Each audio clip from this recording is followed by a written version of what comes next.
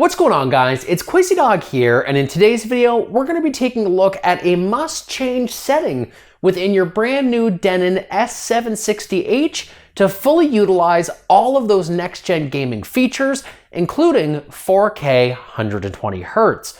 All that and more right after a word from today's video sponsor. If you're looking to increase your productivity by up to 46% while burning more than 1,000 extra calories a week, then Motion Gray is here to help with their lineup of ergonomic standing desks. Featuring their German-manufactured dual electronic motors and thickened 3-segment steel base, the Motion Gray standing desk system can easily raise and lower safely at a rate of 30 millimeters per second while carrying a payload of up to 200 pounds. It's easy to see why Motion Gray has been named Canada's #1 height adjustable standing desk. Check them out using the link in the video description, and feel free to use code Andrew for additional savings across their award-winning lineup. Thank you, Motion Gray, for sponsoring today's video.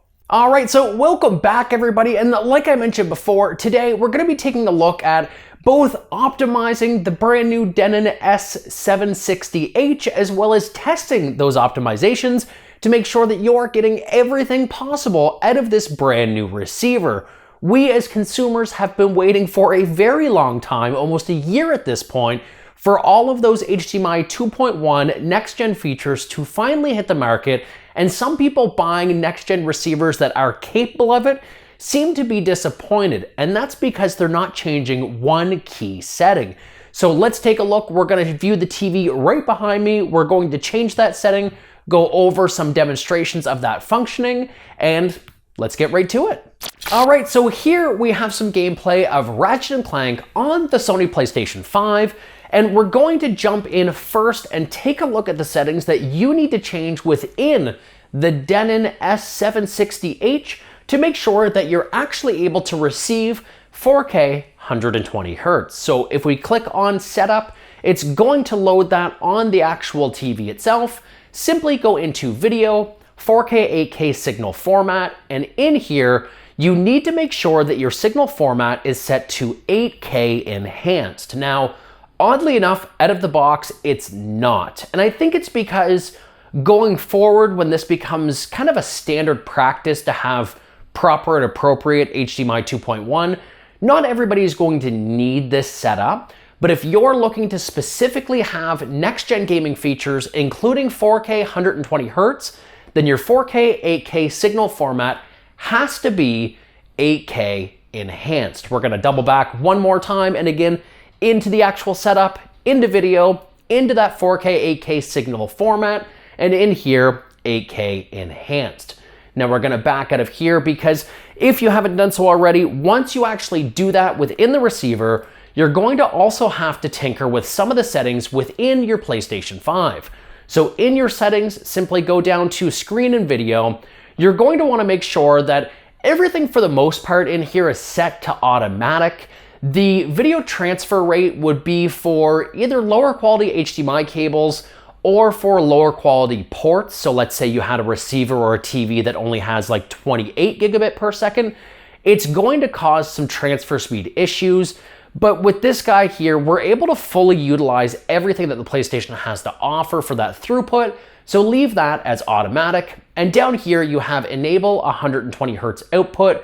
Right now, this is set to automatic. There is no always on, it's either off or automatic, but if everything's set up properly within the receiver, then you should see enable 120Hz output as automatic. Of course, if you have an applicable TV. This guy here, probably one of the best TVs you can get on the market right now, cost for performance. This is the Hisense U8G, also known in the Canadian market as the U88G, native 120Hz panel, dual HDMI 2.1, absolutely fantastic.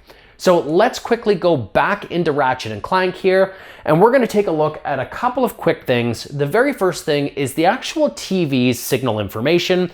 In here, you have HDR10 3840 by 2160 at 120 Hz. So right away, we know everything is working, but you can take it a step farther. You can also go into the actual info of the Denon AVR. We can see exactly what we're accepting and putting out for your speakers. whether or not you have anything special on your Odyssey. But in here, we can see resolution 4K at 120 Hertz, HDR10, Chroma 422 at BT 2020, 12-bit pixel depth, and of course, 32 gigabits per second. Now, even though this Denon receiver can support up to 40 gigabits per second, it's important to know that the PS5 only actually outputs 32 gigabits per second. So we're actually fully utilizing everything that the PS5 has to offer. You have your auto low latency mode, and right now there's no variable refresh rate, which kind of sucks. That's on Sony to release it. It's behind a software update. They say it's coming this season, but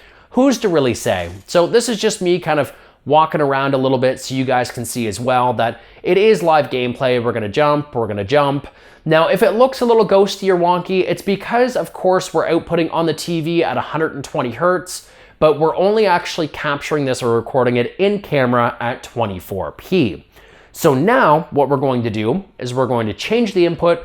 We're going to go into the Xbox Series X. Some of you may have PS5, some of you may have a Series X, some of you may have both. So it's important to take a look at all of the settings.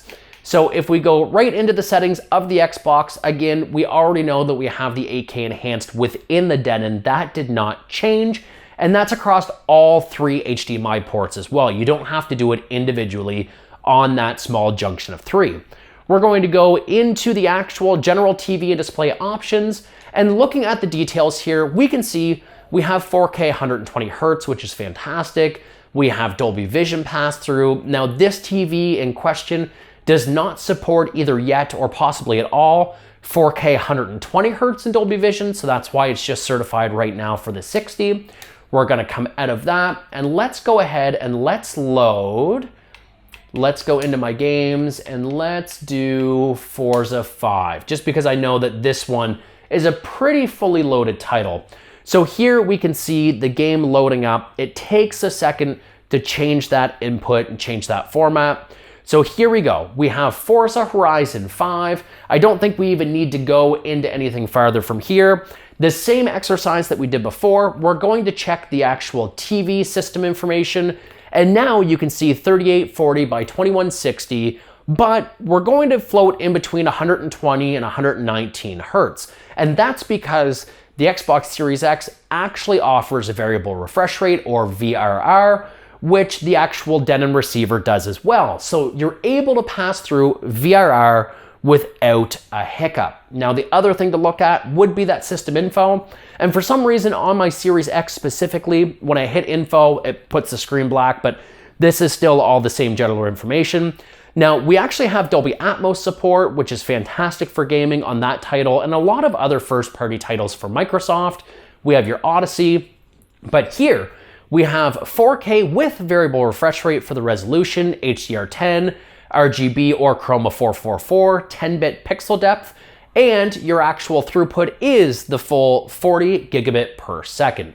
So the console is sending that to the actual Denon, and the Denon is sending it to the TV. You could also see on the far right, if you happen to catch that, it did have auto low latency mode, and that for me is an absolute must within an AVR, because of course the last thing I want to do is rack back and forth between my television inputs when it comes to my picture profiles. I have my Apple TV, that's my kind of content-oriented device for all of my movie viewing and TV viewing. So I want that to be set up in a certain way, and then I want my games to have game mode automatically. So auto low latency does all of that for me.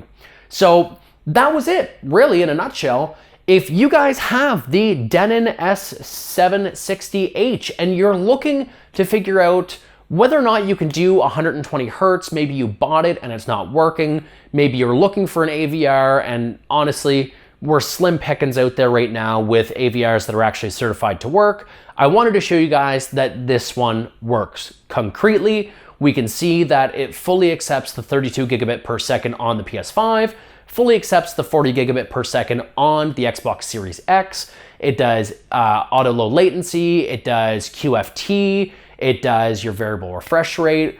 Everything that a next-gen AVR needs to do, this one will do for you. The only thing that I can't test because I don't have it would be an RTX 3000 GPU, whether or not that will actually work in Chroma 444 or RGB at 4K 120 Hertz, because I think it's really picky and needs 48 gigabits per second, but maybe I'll get my hands on one of those someday. Who knows?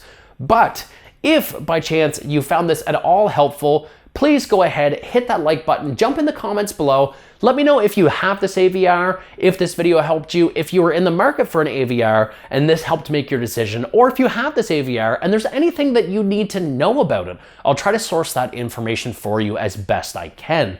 Until my next video, guys, my name is QuasyDog. You guys have been awesome, and we'll catch you all in my next one. Take care.